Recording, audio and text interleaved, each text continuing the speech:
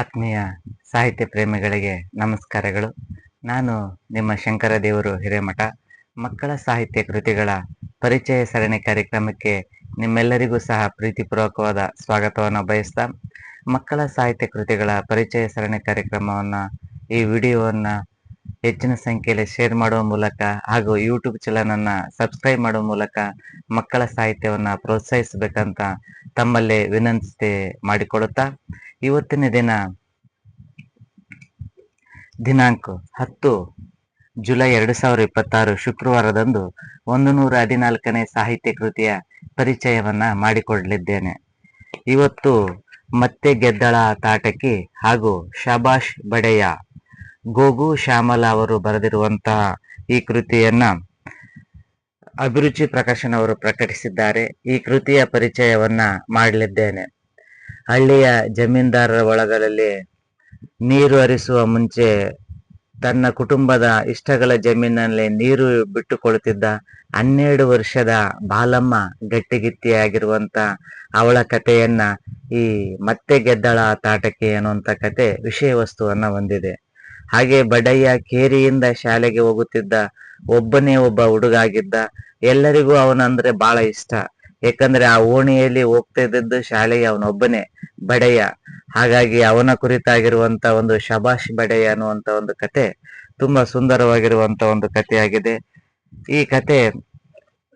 ಈ ಕೃತಿಯನ್ನ ಶಬಾಷ್ ಬಡೆಯ ಅನ್ನುವಂತ ಕೃತಿ ತೆಲುಗು ಮೂಲ. ತೆಲುಗಿನಲ್ಲಿ ಗೋಗು ಶ್ಯಾಮಲ್ ಅವರು ಬರೆದಿದ್ದಾರೆ.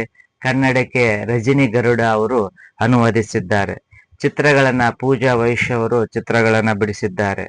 ಹಾಗೆ ಮತ್ತೆ ಗೆದ್ದಳ ತಾಟಕಿ ಅನ್ನುವಂತ ಕತೆ ಗೋಗು ಶ್ಯಾಮಲ್ ಅವರು ತೆಲುಗಿನಲ್ಲಿ ಬರೆದಿರುವಂತ ಮೂಲ ಕಥೆಯಾಗಿದ್ದು, ಕನ್ನಡಕ್ಕೆ ಸುನಂದ ಪ್ರಕಾಶ್ ಕಡಿಮೆ ಅವರು ಕನ್ನಡಕ್ಕೆ ಅನುವಾದಿಸಿದ್ದಾರೆ. ಚಿತ್ರಗಳು ರಶ್ಮಿ ಮಾಲಾ ಅವರು ಮಾಡಿದ್ದಾರೆ. ಸರಣಿಯ ಸಂಪಾದಕಿ ದೀಪ್ತಾ ಆಚಾರ್ ಆಗಿದ್ದಾರೆ. ಹಾಗೆ ಕೃತಿಯನ್ನು ಪ್ರಕಟಿಸಿರುವುದು ಅಭಿರುಚಿ ಪ್ರಕಾಶನ ಮೈಸೂರವರು. 52 ಪುಟಗಳ ಈ ಕೃತಿ 100 ರೂಪಾಯಿ ಬೆಲೆಯನ್ನ ನಿಗದಿಪಡಿಸಲಾಗಿದೆ.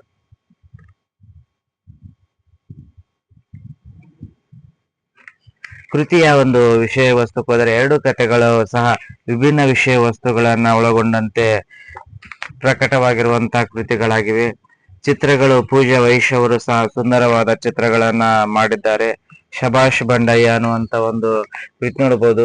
ಕೃತಿಯಲ್ಲಿ ಸುಂದರವಾದ ಚಿತ್ರಗಳನ್ನ ಪ್ರಕಟಿಸುವ ಮೂಲಕ ಸುಂದರವಾದ ಅರ್ಥಪೂರ್ಣವಾದ ಕಥೆಗೆ ಒಂದು ಆಕರ್ಷಣೀಯವಾದ ಮೆರುಗನ್ನು ನೀಡುವಲ್ಲಿ ಚಿತ್ರಗಳು ವಿಶೇಷವಾಗಿವೆ. ಈ ಕಥೆಯ ಶಬಾಷ್ ಬಡೆಯ ಅನ್ನುವಂತ ಒಂದು ಕತೆ ಮಾದಿಗರ ಕೇರಿಯಲ್ಲಿ ಪ್ರಾರಂಭವಾಗುವಂತ ಒಂದು ಕತೆ. ಮಾದಿಗರ ಕೇರಿಯಲ್ಲಿ ಶಬ್ದ ಯಾವಾಗ್ಲೂ ಟಂಗ್ ಟಂಗ್ ಅಂತ ಬರ್ತಿರುತ್ತೆ. ಆ ಕೇರಿಯ ಜನರ ಒಂದು ವೃತ್ತಿ ಏನಪ್ಪಾ ಅಂತಂದ್ರೆ ಚಪ್ಪಲಿಯನ್ನ ತಯಾರು ಮಾಡುವಂತ ಕೆಲಸವನ್ನ ಮಾಡ್ತಾ ಇರ್ತಾರೆ.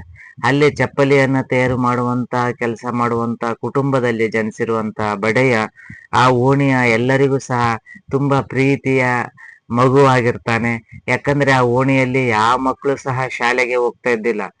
ಜಮೀನ್ದಾರಿರ ಹೊಲದಲ್ಲಿ ಕೆಲಸಕ್ಕೆ ಹೋಗೋದು, ಕೂಲಿಗೆ ಹೋಗೋದು, ಚಪ್ಪಲಿಯನ್ನು ತಯಾರಿ ಮಾಡುವಲ್ಲಿ ಸಹಾಯ ಮಾಡುವುದು, ಈ ರೀತಿಯ ಕೆಲಸವನ್ನ ಮಾಡ್ತಿರ್ತಾರೆ. ಬಡೆಯ ಒಬ್ಬನೇ ಆ ಓಣಿಯ ಜನರಲ್ಲಿ ಶಾಲೆಗೆ ಹೋಗುವಂತ ಏಕೈಕ ವಿದ್ಯಾರ್ಥಿ ಆಗಿರ್ತಾನೆ. ಹಾಗಾಗಿ ಅವನ್ನ ಕಂಡ್ರೆ ಎಲ್ಲರಿಗೂ ಸಹ ತುಂಬಾ ಪ್ರೀತಿ. ಎಂಕಯ್ಯ ಮತ್ತು ಯಲ್ಲಮ್ಮ ದಂಪತಿಯ ಮಗನಾಗಿರುವಂತ ಬಡೆಯ ತುಂಬಾ ಚುರುಕಾಗಿರುವಂತ ವಿದ್ಯಾರ್ಥಿ ಆಗಿರ್ತಾನೆ. ಎಂಕಮ್ಮ ಮತ್ತು ಯಲ್ಲಮ್ಮ ಬೆಳಗ್ಗೆ ಕೋಳಿ ಕೂಗಕ್ಕಿಂತ ಮೊದಲೇ ಎದ್ದು ತಗೇಡು ಟೊಂಗೆ ತರಕ ಕಾಡಿಗೆ ಹೋಗ್ತಾರೆ.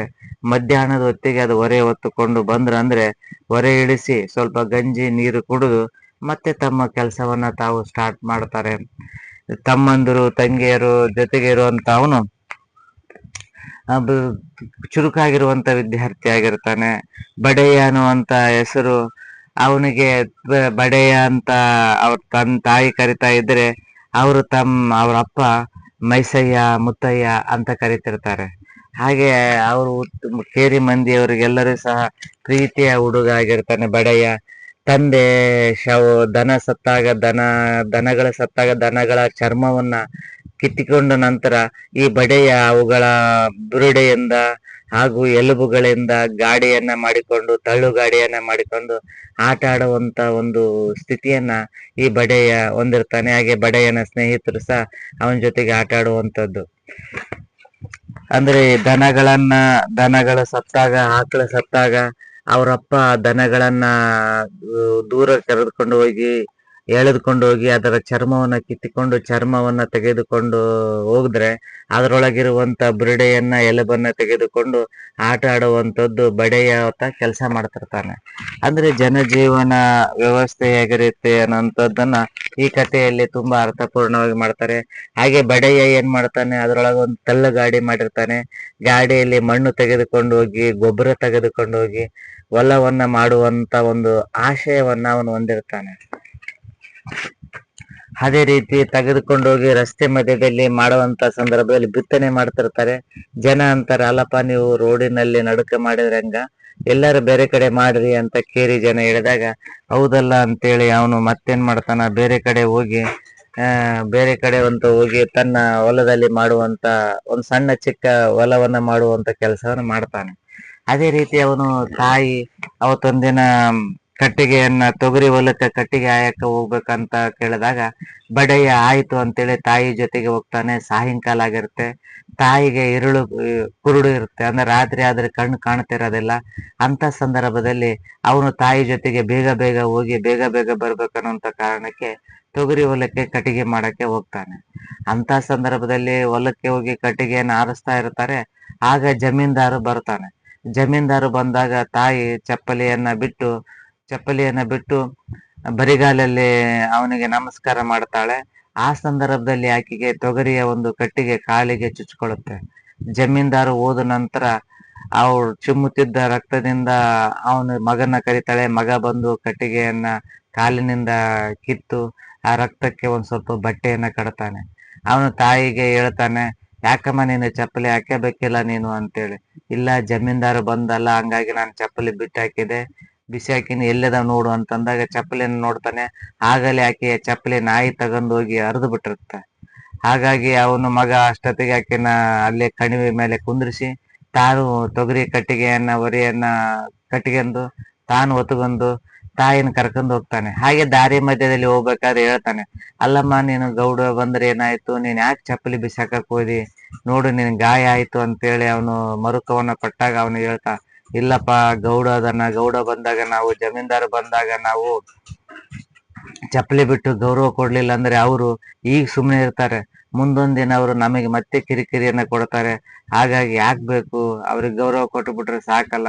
ಈ ಗಾಯ ಇವತ್ತಿರುತ್ತ, ನಾಳೆ ಮಾಯುತ್ತೆ, ಆದ್ರೆ ಅವ್ರು ಮಾಡುವಂತ ನಮ್ ಗಾಯ ಯಾವಾಗ್ಲೂ ಇರುತ್ತೆ. ಹಾಗಾಗಿ ಆ ಸಮಸ್ಯೆಯಿಂದ ಪಾರಾಗ್ಬೇಕಂದ್ರೆ ನಾವ್ ಈ ರೀತಿ ನಡ್ಕೊಳ್ಬೇಕು ಅಂತ ಹೇಳಿದಾಗ ಈ ಎಲ್ಲಾ ಪ್ರಶ್ನೆಗಳು ಬಡೆಯನ್ನ ತಲೆಯಲ್ಲಿ ಗೊಂದಲದ ರೀತಿ ಸುತ್ತಾ ಇರ್ತವೆ.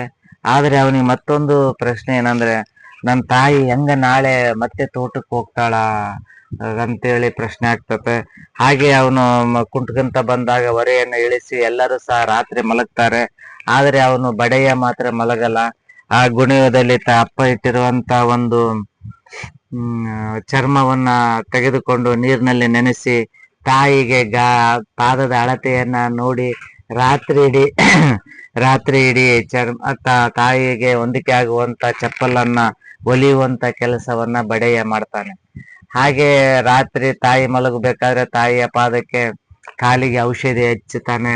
ಹಾಗೆ ಹಚ್ಚಿ ಮಲಗಿಸಿರ್ತಾನೆ. ತಾಯಿ ಬೆಳಗ್ಗೆ ರಾತ್ರಿ ಎಲ್ಲ ನಿದ್ದೆಗೆಟ್ಟು ತಾಯಿಗೆ ಚಪ್ಪಲಿಯನ್ನ ಹೊಲಿತಾನೆ. ನಾಕಿ ತಾಯಿ ಅಂತಿರ್ತಾಳೆ, ನಾವು ಊರು ಮಂದಿಗೆಲ್ಲ ಚಪ್ಪಲ್ ಹೊಲಿತೀವಿ, ಎಲ್ಲರಿಗೂ ಸಹ ಚಪ್ಪಲನ್ನ ಹೊಲ್ದು ಕೊಡುವಂತ ನಮಗೆ ಚಪ್ಪಲ್ ಇಲ್ಲ, ಒಂದೇ ಜೊತೆ ಚಪ್ಪಲ್ ಇತ್ತು, ಅದು ನಾಯಿ ಹರ್ಕೊಂಡೋಯ್ತು, ಈಗ ನಾನು ಏನ್ ಹಾಕ್ಯಂಡ್ ಹೋಗ್ಬೇಕು ಬೆಳಗ್ಗೆ ಅಂತೇಳಿ ಚಿಂತೆ ಮಾಡ್ತಾನೆ. ರಾತ್ರಿ ಮಲಗ್ತಾಳೆ.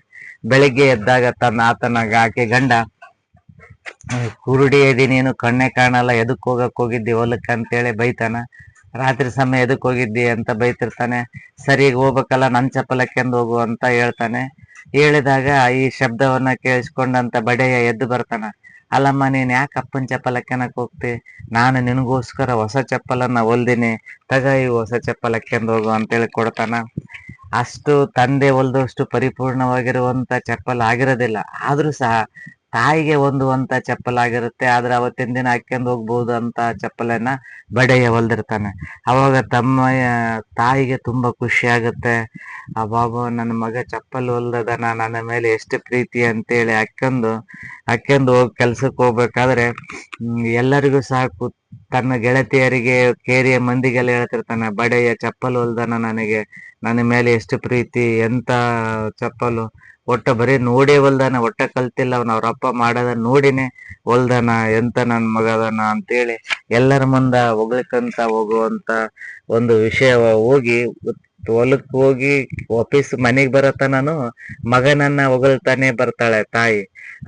ಈ ಶಬಾಷ್ ಬಡಯ್ಯ ಅನ್ನುವಂತ ಒಂದು ಕಥೆಯಲ್ಲಿ ತಾಯಿಯ ಮತ್ತು ಮಗುವಿನ ಬಾಂಧವ್ಯ ಹಾಗೂ ಪ್ರೀತಿ, ಹಾಗೆ ಜಮೀನ್ದಾರಿಕೆ ಮತ್ತು ಜೀತದಾಳುಗಳ ನಡುವೆ ಮಾಡುವಂತಹ ಮಾದಿಗರ ಮೇಲೆ ನಡೆದುಕೊಂಡಂತ ರೀತಿಯ ಬಗ್ಗೆ ಈ ಕಥೆಯಲ್ಲಿ ವಿಸ್ತಾರವಾಗಿ ವಿವರಿಸುವಂತ ಒಂದು ಪ್ರಸಂಗನ ನಾವು ಕಾಣ್ಬೋದು. ತೆಲುಗಿನಲ್ಲಿ ಗೋಗು ಶ್ಯಾಮಲ್ ಅವರು ಬರೆದಿರುವಂತೆ ಕಥೆಯನ್ನ ಕನ್ನಡಕ್ಕೆ ರಜನಿ ಗರುಡ್ ಅವರು ಅರ್ಥಪೂರ್ಣವಾಗಿ ಅನುವಾದಿಸಿದ್ದಾರೆ. ಹಾಗೆ ಮತ್ತೆ ಗೆದ್ದಳ ತಾಟಕಿ ಅನ್ನುವಂತ ಒಂದು ಕಥೆಯಲ್ಲಿ ಗೋಗು ಶ್ಯಾಮಲ್ ಅವರು ಬರೆದಿರುವಂತಹ ಈ ಕಥೆಯನ್ನ ಕನ್ನಡಕ್ಕೆ ಸುನಂದ ಪ್ರಕಾಶ್ ಕಡಿಮೆ ಅವರು ಅನುವಾದಿಸಿದ್ದಾರೆ. ಚಿತ್ರಗಳನ್ನ ರಶ್ಮಿ ಮಾಲಾ ಅವರು ಬಿಡಿಸಿದ್ದಾರೆ. ಮತ್ತೆ ಗೆದ್ದಾಳ ತಾಟಕಿ ಅನ್ನುವಂತ ಒಂದು ಕಥೆಯಲ್ಲಿ ಸಹ ನೋಡಬಹುದು. ಸುಂದರವಾದ ಚಿತ್ರಗಳ ಮೂಲಕ ಕಥಾ ಸರಣಿ ಪ್ರಾರಂಭವಾಗುತ್ತೆ. ಇಲ್ಲಿ ನಾವು ನೋಡಬಹುದು 12 ವರ್ಷದ ಒಂದು ಬಾಲಕಿ ನೀರನ್ನ ಬಿಡಕ್ಕೆ ಒಳಗಡೆ ತನ್ನ ಹೊಲಕ್ಕೆ ನೀರು ಬಿಡ್ಬೇಕನ್ನುವಂತ ಕೆಲಸವನ್ನ ಹೋಗ್ತಾಳೆ. ಅಂದ್ರೆ ಶಾಲೆಯನ್ನ ಕಲಿಕೆಯನ್ನ ಬಿಟ್ಟು ಬಾಲಮ್ಮ ಕಡ್ಲೆಕಾಯಿ ಒಳಗಳಿಗೆ ನೀರನ್ನ ಬಿಡೋಕೆ ಹೋಗ್ತಿರ್ತಾಳೆ. ಕಾಲುವೆಗಳ ಮೂಲಕ ಬರುವಂತ ನೀರನ್ನ ತನ್ನ ಹೊಲಕ್ಕೆ, ಅಂದ್ರೆ ಎಲ್ಲರೂ ಹೊಲಕ್ಕೆ ಬಂದು ತನ್ನ ಹೊಲಕ್ಕೆ ಬರ್ಬೇಕಾದ್ರೆ ತಡ ಆಗ್ತತೆ. ಹಾಗಾಗಿ ಬೆಳಗಿನ ಮುಂಜಾನೆ 5ಕ್ಕೆ ಹೋಗಿ ಹೊಲಗಳಿಗೆ ನೀರನ್ನ ಬಿಡಿಸ್ತಾ ಇರ್ತಾಳೆ. ಇನ್ನೇನು 2 ಮಡಿ ಬಾಕಿ ಇರುತ್ತೆ. ಅವಾಗ ಜಮೀನ್ದಾರ್ ಹೊಲದ ಜೀತದಾಳು ಬಂದು ಕಾಲುವೆಗೆ ಅಡ್ಡ ಹಾಕ್ತಾನೆ. ಆ ನೀರನ್ನ ತರೋದಕ್ಕೆ ಅಡ್ಡ ಹಾಕಿದಾಗ ಸಂದರ್ಭದಲ್ಲಿ ಬಾಲಮ್ಮ ಅವನಿಗೆ ದೂಕ್ತಾಳ, ಇನ್ನ ನಂದು 2 ಮಡಿ ಐತಿ, ಮುಂಜಾನೆನೆ ಬಂದು ನಾನು ನೀರು ಹರಸಕತ್ತೀನಿ, ಇನ್ನ 2 ಮಡಿ ಇದ್ದಾಗ ನಿನ್ ಜಮೀನ್ದಾರ್ ಹೊಲಕ್ ಬಿಡ್ಬೇಕಂತ್ಯ ಅಂತೇಳಿ ನೀ ದೂಕ್ತಾಳ. ದೂಕಿದಾಗ ಅವನು ಬಿದ್ದಾಗ ಅವನು ಸುಮ್ನೆ ಕುಂದಿರ್ತಾನ. ಈ ಬಾಲಮ್ಮನ್ ಬಾಯಿಗೆ ಎಲ್ಲಪ್ಪ ಬಾಯಿ ಕೊಡೋದು, ಒಳ್ಳೆ ಜಗಳ ಗಂಟೆ ಅದಾಳ, ಇನ್ನೊಂದ್ 2 ಮಡಿ ಎಲ್ಲ ಸುಮ್ನಿರಮ್ಮ ಅಂತ ಕುಂದಿರ್ತಾನ ಅವನು. 2 ಮಡಿ ತುಂಬಿದ್ಮೇಲೆ ಈಗ ಅಜ್ಜ, ನೀನು ಜಮೀನ್ದಾರ್ ಹೊಲಕ್ಕಾರ ಬಿಟ್ಟಗ ಯಾರಿಗಾರ ಬಿಟ್ಟಗ, ನನ್ ಮಡಿ ಅಂತ ತುಂಬಿತು ಅಂತ ಹೇಳಿದಾಗ, ಅಲ್ಲಮ್ಮ ಅವಾಗ ನೋಡಿದ್ರೆ ಮುದುಕ ಅಂತ ಬೈದಿ, ಈಗ ನೋಡಿದ್ರೆ ಅಜ್ಜ ಅಂತ ಗೌರವ ಕೊಡ್ತಿ, ನಿಂದೇನ್ ತಿಳಲ್ಲ, ನಿನ್ ಕಟ್ಗಿಂದಿರಂತ ಗಂಡ ಆಯ್ತು, ನೀನು ಇದು ಮಾಡ್ತಾನ ನಡಿ ಅಂತೇಳಿ ಅವನಿಗೆ ಬೈದು ಜಮೀನ್ದಾರ್ ಹೊಲಕ್ಕೆ ನೀರ್ ಬಿಡ್ತಾನ ಅವನ್ ಜೀತದಾಳು. ಅಷ್ಟೊತ್ತಿಗೆ ಎಲ್ಲಾ ಜನನು ಸಹ ಬಂದು ಮ್ಯಾಲಿನ ಮಡಿಯಲ್ಲಿ ಅವರು ಸಹ ನೀರು ಬಿಟ್ಕೊಂಡ ಕಾರಣ ಇವನ್ ಹೊಲಕ್ಕೆ ಕಡಿಮೆ ಪ್ರಮಾಣದಾಗ ನೀರಿನ ಇದು ಕಡಿಮೆ ಅಕ್ಕಂತ ಹೋಗುತ್ತೆ. ಆಗ ಅವನಿಗೆ ಭಯ ಆಗತ್ತ, ಎಲ್ಲಿ ಗೌಡ ಬಂದು ಜಮೀನ್ದಾರ ಬಂದು ನನಗ್ ಬೈತಾನ, ಯಾಕಂದ್ರೆ ನೀರೇ ತುಂಬಿಲ್ಲ, ಎಷ್ಟೊತ್ತಾಯ್ತು, ಇಷ್ಟು ಸಣ್ಣಿ ಬಂದ್ರೆ ಹೆಂಗ ಅಂತೇಳಿ ಚಿಂತೆ ಮಾಡಕ್ ಸ್ಟಾರ್ಟ್ ಮಾಡ್ತಾನ. ಹಾಗೆ ಅವಾಗ ಬಾಲಮ್ಮ ಮತ್ತೆ ಹೋಗಿ ತನ್ನ ಹುಡುಗರ ಜೊತೆಗೆ, ತನ್ನ ಗೆಳೆಯರ ಜೊತೆಗೆ ಆಟ ಆಡುವಂಥದ್ದು, ಚಿನ್ನಿ ದಾಂಡು ಆಡುವಂತ ಸಂದರ್ಭದಲ್ಲಿ ಆಕೆಗೆ ಒಂದು ಚಿನ್ನಿ ಹೋಗಿ ಅದ್ರೊಳಗ ಪೊದೆ ಒಳಗ್ ಬೀಳುತ್ತೆ. ಅಲ್ಲಿಂದ ಒಂದು ಮೊಲ ಹೋಗುತ್ತೆ. ಮೊಲ ಬಂದಂತ ಸಂದರ್ಭದಲ್ಲಿ ಮೊಲವನ್ನ ಹಿಡಿತಾಳೆ ಬಾಲಮ್ಮ. ಮೊಲವ ಓಡಿಕೊಂತ ಹೋಗುತ್ತೆ, ತನ್ನ ಗೆಳತಿಯರ ಹತ್ರ ಸದ್ದು ಮಾಡ್ಕೊಂತ, ಆ ಕಡೆಯಿಂದ ಬರ್ರಿ ನಾನು ಈ ಕಡೆಯಿಂದ ಹಿಡಿತೀನಿ ಅಂತೇಳಿ ಪ್ರಯಾಸ ಪಟ್ಟು ಬಹಳ ಚುರುಕಾಗಿರುವಂತ ಬಾಲಮ್ಮ ತನ್ನ ವೇಗದ ಓಟದ ಕಾರಣದಿಂದ ಮೊಲವನ್ನ ಹಿಡಿತಾಳೆ. ಮೊಲ ಕೆರೆಗೆ ಜಂಪ್ ಮಾಡುತ್ತೆ. ಕೆರೆಗೆ ಹೋದಂತ ಸಂದರ್ಭದಲ್ಲಿ ತಾನು ಸಹ ಕೆರೆಯಲ್ಲಿ ಎಗರಿ ನೀರನ್ನ ಹಿಡಿದು ತರ್ತಾಳೆ. ಆ ನೀರನ್ನ ಹಿಡಿದು ಮೊಲವನ್ನ ಹಿಡ್ಕೊಂಡು ಬಂದಾಗ ತನ್ನ ವಿಷಯ ಜನ ನೋಡಿದಾಗ ತಂದೆಗೆ ಹೇಳಿದಾಗ ತಂದೆ ಸಹ ಒಂದು ಬಾಟಲಿ ಸರಾಯನ್ನ ತೆಗೆದುಕೊಂಡು ಬರ್ತಾನೆ. ತಗೊಂಬಂದು ಮನೆಗೆ ಬರ್ತಾನೆ ರಾತ್ರಿ. ಈ ಬಾಲಮ್ಮನು ಸಹ ಮೊಲವನ್ನ ತೆಗೆದುಕೊಂಡು ಹೋಗಿರ್ತಾಳೆ. ತೆಗೆದುಕೊಂಡು ಹೋದಾಗ ತಾಯಿ ಹೇಳ್ತಾಳೆ, ಏನಪ್ಪಾ ಮೊಲ ತಂದಿದ್ದು ನನಗೆ ಈಗ ಗೊತ್ತಾಗೈತೆ, ನಿನಗೆ ಹೆಂಗ್ ಗೊತ್ತಾಯ್ತಂದ್ರೆ ನೀನ್ ದಿನಾಲೆ ಮಾಡಿರಂತ ಅನ್ನ ಸಾರು ತಿಂದು ಸಾಕಾಗೈತೆ, ಹಂಗಾಗಿ ನನ್ನ ಮಗಳು ಇವತ್ತು ಮೊಲ ತಂದಾಳ, ನಾನಿವತ್ತು ಮೊಲದ ಸಾರು ಮೊಲ ತಿಂತೀನಿ ಅಂತೇಳಿ ಖುಷಿಯಿಂದ ಹೇಳ್ತಾನೆ. ಅಂದ್ರೆ ತಮ್ಮ ಜೀವನದಲ್ಲಿ ಅವರ ಜೀವನದಲ್ಲಿ ಆಹಾರ ಅನ್ನುವಂಥದ್ದು ಎಷ್ಟು ಮುಖ್ಯ ಅನ್ನುವಂಥದ್ದನ್ನ ಪ್ರಸಂಗವನ್ನು ಪ್ರಸ್ತಾಪಿಸ್ತಾ, ಯಾಕಂದ್ರೆ ಬಡತನದಲ್ಲಿ ದಿನಾಲೂ ಸಹ ಅವರು ಬರೀ ಅನ್ನ ಸಾರು ಉಣದಾಗಿರ್ತತೆ. ಯಾಕಂದ್ರೆ ಅವರ ದುಡಿಮೆ ಕೂಲಿ ಅಲ್ಲಿಗೆ ಸರಿ ಆಗ್ತಿರ್ತತೆ ಅನ್ನುವಂಥದ್ದು. ಯಾಕಂದ್ರೆ ಮನೆಯಲ್ಲಿ ಬಹಳಷ್ಟು ಜನ ಇದ್ದಾರೆ, ಅವರಿಗೆ ಅಷ್ಟು ಜನಕ್ಕೆ ದುಡಿಯುವ ಕೈಗಳು ಕಡಿಮೆ ಇದೆ ಅನ್ನುವಂಥದ್ದನ್ನ ಸೂಚಿಸ್ತಾರೆ. ಹಾಗೆ ಜಮೀನ್ದಾರ ಬಂದಾಗ ಹೊಲವನ್ನ ನೋಡ್ತಾನೆ, ಈ ಕಡೆ ಜೀತದಾಳಿಗೆ ಬೈತಾನೆ, ಯಾಕ ನೀನು ಹೊಲಕ್ಕೆ ನೀರ್ ಹರಿಸಿಲ್ಲ, ನೀನ್ ಏನ್ ಮಾಡ್ತೀನಿ ನೀನು ಅಂತೇಳಿ ಬೈದಾಗ, ಇಲ್ಲ ಬಾಲಮ್ಮ ಬಂದು ಬೇಗ ನೀರ್ ಹರಿಸಿಬಿಟ್ಲು ಅಂತ ಪ್ರಸಂಗವನ್ನ ಹೇಳ್ತಾನೆ. ಈ ಪ್ರಸಂಗ ಅಂದಾಗ, ನೀನೇನು ಇದು ಮಾಡ್ತೇನೆ, ಆಕಿ ಬಂದಾಳಂದ್ರೆ ನೀನ್ ಆಕಿಕ್ಕಿಂತ ಜಲ್ದಿ ಬರ್ಬೇಕು, ಗೊತ್ತಾಗಲ್ಲ ನಿನಗೆ, ರಾತ್ರಿ ನಿದ್ದಿಗಟ್ಟಾದ್ರೆ ನೀರ್ ಹರಿಸ್ಬೇಕು ಅಂತ ಜೀತದಾಳ ಮೇಲೆ ಬೈತಾರ. ಸರಿ ಅಂತ ಅಲ್ಲಿ ಬೈಸ್ಕೊಂಡಂತ ಜೀತದಾಳು ಸುಮ್ಮನೆ ಇರ್ತಾನೆ. ಈ ಕಡೆ ಮೊಲವನ್ನ ಮೊಲದ ಊಟವನ್ನ ಮಾಡಿದಂತ ಇವರು ರಾತ್ರಿ ಮಲಗ್ತಾರೆ. ಮುಂಜಾನೆ ಎದ್ದಾಗ ಬೇಗ ಅವರಪ್ಪ ಕೂಲಿ ಕೆಲಸಕ್ಕೆ ಹೋಗ್ತಾನೆ. ಈ ಕಡೆ ಮಗಳು ಮಲಗಿರ್ತಾಳೆ. ಎದ್ದಾಗ ಬೇಗ ಎದ್ದು ಬೇಗ ಹೊಲಕ್ಕೆ ನೀರ್ ಹರಿಸ್ಬೇಕು ಅಂತೇಳಿ ಬಾಲಮ್ಮನು ಸಹ ಮುಖ ತೊಳ್ಲಾರ್ದೆ ಹಾಗೆ ಸಲಿಕೆಯನ್ನ ತೆಗೆದುಕೊಂಡು ಹೋಗ್ತಾಳೆ. ಅಲ್ಲೇ ಹೊಲದಲ್ಲಿ ಮುಖ ತಕೊಂಡ್ರ ಆಯ್ತು ಅಂತೇಳಿ, ಇವತ್ತು ಎಷ್ಟೊತ್ತಿದ್ರು ಬೇಗ ಮುಖ ತಕ್ಕೋಬೇಕು ಅಂತೇಳಿ ಹೋಗ್ತಾಳೆ. ಈ ಕಡೆ ಜಮೀನ್ದಾರ್ನಲ್ಲಿ ಜಮೀನ್ದಾರ್ ಅಜ್ಜಯ್ಯ, ಜಮೀನ್ದಾರ್ ವೀರಯ್ಯ, ಬಸಯ್ಯ, ಚಂದ್ರಯ್ಯ ಇವರಿಗೆಲ್ಲ ಹಿಂದೆ ಭೂಮಿ ಕೊಟ್ಟಿರ್ತಾನೆ. ಭೂದಾನ ಚಳವಳಿ ನಡೆದಾಗ ಭೂಮಿ ಕೊಟ್ಟಿರ್ತಾನೆ. ಅವನು ಜಮೀನ್ದಾರ್ ಏನ್ ಅನ್ಕೊಂಡಿರ್ತಾನೆ, ನಮ್ಮ ಜೀತದಾಳಗಳಿಗೆ ಭೂಮಿ ಕೊಟ್ರೆ ಮುಂದೆ ಅವ್ರಿಗೆ ಹೆಂಗಿದ್ರು ಜಮೀನಾಗ ಹೊಲದಾಗ ಕೆಲಸ ಮಾಡಕ್ಕೂ ಬರಲ್ಲ, ಮುಂದೆ ನಾನು ಹೆಂಗಿದ್ರು ವಾಪಸ್ ಭೂಮಿಯನ್ನು ತೆಗೆದುಕೊಳ್ಬಹುದು ಅಂತ ಜಮೀನ್ದಾರ್ ಪ್ಲಾನ್ ಮಾಡಿರ್ತಾನೆ. ಸರ್ಕಾರ ಯಾವಾಗ ಭೂಮಿ ಹಂಚಿಕೆಯನ್ನ ಅವ್ರ ಹೆಸರಲ್ಲೇ ಮಾಡಿ ಅವರಿಗೆ ಪತ್ರವನ್ನ ಕೊಟ್ಟ ನಂತರ ಬಸಯ್ಯಗೆ ಬರ್ತಾ, ನಂತರ ಚಂದ್ರಯ್ಯಗೆ ಬಂದಿರುತ್ತ. ಇದೇ ರೀತಿ ಈಗ ಇವರಿಗೂ ಸಹ ಭೂಮಿ ಬಂದಿರುತ್ತ. ಜಮೀನ್ದಾರ ಬಹಳಷ್ಟು ಜನರಿಂದ ಒತ್ತಾಯಪೂರ್ವಕವಾಗಿ ಭೂಮಿಯನ್ನು ಬರ್ಸ್ಕೊಂಡಿರ್ತಾನೆ. ಕೆಲವೊಮ್ಮೆ ಸಾಲ ಕೊಟ್ಟು ಸಾಲ ತೀರ್ಸಕ್ಕಾಗದೆ ಭೂಮಿಯನ್ನು ಬರ್ಸ್ಕೊಂಡಿರ್ತಾನೆ. ಆದ್ರೆ ಇವ್ರ ಭೂಮಿಯನ್ನು ಮಾತ್ರ ವಾಪಸ್ ತಗೋಣಕ್ಕಾಗಿರಲ್ಲ. ಕೆಲವ್ರ ಭೂಮಿನೂ ಸಹ ವಾಪಸ್ ತಗೋಣಕ್ ಆಗಿರಲ್ಲ. ಇವ್ರ ಭೂಮಿಯನ್ನು ಸಹ ಯಾವಾಗಾರ ಮಾಡಿ ಹೆಂಗಾರ ಮಾಡಿ ತಗೋಬೇಕು ಅಂತ ಒಂದು ಆಸೆ ಜಮೀನ್ದಾರನಿಗಿರುತ್ತೆ. ಹಾಗಾಗಿ ಹಾಗಾದ್ರೂ ಮಾಡಿ ಭೂಮಿ ಕಡೆ ಬರ್ಲಾರ್ದಂಗತೆ ಮಾಡ್ಬೇಕು, ಅವಾಗ ಆ ಭೂಮಿ ನಂದಾಗುತ್ತೆ ಅನ್ನುವಂತ ಆಸೆಯೊಂದಿಗೆ ಜಮೀನ್ದಾರ ಅವತ್ತು ಬೇಗ ಎದ್ದು, ನೀನು ಪೇರಳ ತೋಟನ ಕಾಯಕ್ ಹೋಗಂತ ಜೀತದಾಳಿಗೆ ಹೇಳಿ ಅವನು ತನ್ನ ತೋಟಕ್ಕೆ ಹೋಗ್ತಾನೆ, ಕಡ್ಲಿ ತೋಟಕ್ಕೆ ಹೋಗ್ತಾನೆ. ಈ ಒಂದು ಪಕ್ಕದಲ್ಲಿ ಜೋಳದ ತೋಟ ಇರುತ್ತೆ, ಪಕ್ಕದಲ್ಲಿ ಕಡ್ಲಿ ತೋಟದಲ್ಲಿ ಬಾಲಮ್ಮ ನೀರ್ ಹರಿಸ್ತಿರ್ತಾಳೆ. ನೀರ್ ಹರಿಸೋ ಸಂದರ್ಭದಲ್ಲಿ ಜಮೀನ್ದಾರ ಹಿಂದಿನಿಂದ ಬಂದು ಬಾಲಮ್ಮನ ಕೈಯನ್ನು ಹಿಡಿದುಕೊಂಡು ಎಳಿತಾನೆ. ಎಳೆದು ಕಪಾಳ ಕೊಡಿತಾನ, ನೀನು ನಮ್ಮ ತೋಟಕ್ಕೆ ಬರೋಂತ ನೀರನ್ನ ಬಿಟ್ಟು ನೀನ್ ನಿಂದ್ರಿಸಿ ನಿನ್ ತೋಟಕ್ಕೆ ಬಿಡುತ್ತೀಯ, ನೀನು ತಾಟಕಿ ಅಂತೇಳಿ ಆಕೆ ಬಾಲಮ್ಮಗ ಬೈತಾನ. ಬಾಲಮ್ಮಗ ಬೈದು ಆಕೆನ ಎಳೆದುಕೊಂಡು ಇನ್ನೇನು ಅತ್ಯಾಚಾರ ಮಾಡ್ಬೇಕು ಅನ್ನೋಂತ ಪ್ರಯತ್ನ ಮಾಡಿದಾಗ ಬಾಲಮ್ಮಗ ಧೈರ್ಯಶಾಲಿ ಆಗಿರ್ತಾಳೆ. ಆ ಸಂದರ್ಭದಲ್ಲಿ ಸ್ವಲ್ಪ ಭಯ ಬಂದ್ರು ಸಹ ಮತ್ತೆ ಧೈರ್ಯವಾಗಿ ಅವನಿಗೆ ಒದ್ದು ಅವನನ್ನ ಬೀಳಿಸ್ತಾಳೆ. ಬಿದ್ದಾಗ ಅವ ಹೋಗಿ ಜನರನ್ನ ಕೂಗಿದ್ಕೊಂಡು ಜನರನ್ನ ಸೇರಿಸ್ತಾಳೆ. ಅವಾಗ ಸೇರಿಸಿದಾಗ ಜಮೀನ್ದಾರನಿಗೆ ಅವಮಾನ ಆಗುತ್ತೆ. ಊರ ಜನ ಹೇಳ್ತಾರೆ, ಬಾಲಮ್ಮ ಜಮೀನ್ದಾರನ್ನ ಒದ್ದು ಬಂದಂತ ಪರಿ ಹಾಗೂ ಬಾಲಮ್ಮನ ಧೈರ್ಯವನ್ನ ಕೊಂಡಾಡ್ತಾರೆ. ಹಾಗೆ ಜಮೀನ್ದಾರನಿಗೆ ಅವಮಾನ ಆಗುತ್ತೆ. ಹಾಗೆ ಮತ್ತೆ ತಾಟಕಿ ಗೆಲ್ತಾಳೆ ಅನ್ನುವಂಥದ್ದು. ಅಂದ್ರೆ ಈ ಹೆಣ್ಣು ಮಕ್ಕಳ ಮೇಲೆ ನಡೆಯುವಂತ ಕ್ರೌರ್ಯ ಹಾಗೂ ದಲಿತರ ಮೇಲೆ ನಡೆಯುವಂತ ಕ್ರೌರ್ಯ ಹಾಗೂ ಜಮೀನ್ದಾರರು ಯಾವುದಾದರೂ ಕಾರಣದ ಆಗಲಿ ಒಟ್ಟಿನಲ್ಲಿ ಹೊಲ ತಮ್ಮ ಹೆಸರಲ್ಲಿ ಆಗ್ಬೇಕನ್ನುವಂತ ಕಾರಣಕ್ಕಾಗಿ ಮಾಡುವಂತ ನೀಚ ಕೃತ್ಯಗಳನ್ನು ಸಹ ಈ ಕಥೆಯಲ್ಲಿ ದಾಖಲಿಸುವಂತ ಒಂದು ಪ್ರಯತ್ನವನ್ನ ಮಾಡಿದ್ದಾರೆ. ಹಾಗೆ ಮಕ್ಕಳ ಮೇಲೆ ಆಗುತ್ತಿರುವಂತ ಕ್ರೌರ್ಯವನ್ನ, ಅತ್ಯಾಚಾರವನ್ನ ಈ ಕಥೆಯಲ್ಲಿ ಕಟ್ಟಿಕೊಡುವಂತಹ ಪ್ರಯತ್ನವನ್ನ ಲೇಖಕರು ಮಾಡಿದ್ದಾರೆ. ಅಷ್ಟೇ ಸಮರ್ಪಕವಾಗಿ ಅನುವಾದ ಕಾರ್ಯನೂ ಸಹ ಆಗಿದೆ. ಇವತ್ತಿನ ದಿನ ಇಂಥ ಸಾಹಿತ್ಯ ಕೃತಿಯನ್ನ ಮಕ್ಕಳಿಗೆ ಕೊಂಡು ಓದುವ ಮೂಲಕ, ಮಕ್ಕಳಿಗೆ ಸಾಹಿತ್ಯ ಕೃತಿಯನ್ನ ಹುಟ್ಟುಹಬ್ಬ ಹಾಗೂ ವಾರ್ಷಿಕೋತ್ಸವ ಸಂದರ್ಭದಲ್ಲಿ ಉಡುಗೊರೆಯಾಗಿ ನೀಡುವ ಮೂಲಕ ಅವರಲ್ಲಿ ಓದುವ ಅಭಿರುಚಿಯನ್ನ ಮೂಡಿಸುವಂತ ಕೆಲಸ ಆಗಬೇಕು. ಹಾಗೆ ಮಕ್ಕಳ ಮೇಲೆ ದೌರ್ಜನ್ಯಗಳಾದಾಗ ಅವನ್ನ ಎದುರಿಸುವಂತ ಪ್ರವೃತ್ತಿ ಮಕ್ಕಳಲ್ಲಿ ಬೆಳೆಯಬೇಕು. ಯಾಕಂದ್ರೆ ಮಕ್ಕಳಿಗೆ ಗುಡ್ ಟಚ್ ಬ್ಯಾಡ್ ಟಚ್ನ ಒಂದು ವಿಷಯ ವಸ್ತು ಅವರಿಗೆ ತಿಳಿದಿರಬೇಕು. ಹಾಗೆ ಮಕ್ಕಳು ಯಾವುದೇ ಸಂದರ್ಭದಲ್ಲಿ ಸಹ ಧೈರ್ಯವಾಗಿ ಅವರಿಗೆ ಬಂದಿರುವಂತ ಅಪಾಯವನ್ನ ಎದುರಿಸುವಂತ ಪ್ರವೃತ್ತಿ ಮಕ್ಕಳಲ್ಲಿ ಬೆಳೆಯಬೇಕು ಅನ್ನುವಂತಹ ಆಶಯದೊಂದಿಗೆ ಈ ಕೃತಿ ಪ್ರಕಟವಾಗಿದೆ. ಮತ್ತ ಗೆದ್ದಾಳ ತಾಟಕಿ ಹಾಗೂ ಶಬಾಷ್ ಬಡೆಯ ಅನ್ನುವಂತ ಕಥಾ ಸಂಕಲನದ ಪರಿಚಯವನ್ನ ಮಾಡ್ತಾ ಇಂದಿನ ದಿನ 114ನೇ ಸಾಹಿತ್ಯ ಕೃತಿಯ ಪರಿಚಯವನ್ನ ಈ ಕೃತಿ ಪರಿಚಯದೊಂದಿಗೆ ಮುಕ್ತಾಯಗೊಳಿಸ್ತಾ ನಾಳೆ ದಿನ ಮತ್ತೊಂದು ಸಾಹಿತ್ಯ ಕೃತಿಯೊಂದಿಗೆ ನಿಮ್ಮ ಮುಂದೆ ಹಾಜರಾಗ್ತೇನೆ. ಅಲ್ಲಿವರೆಗೂ ಧನ್ಯವಾದಗಳು.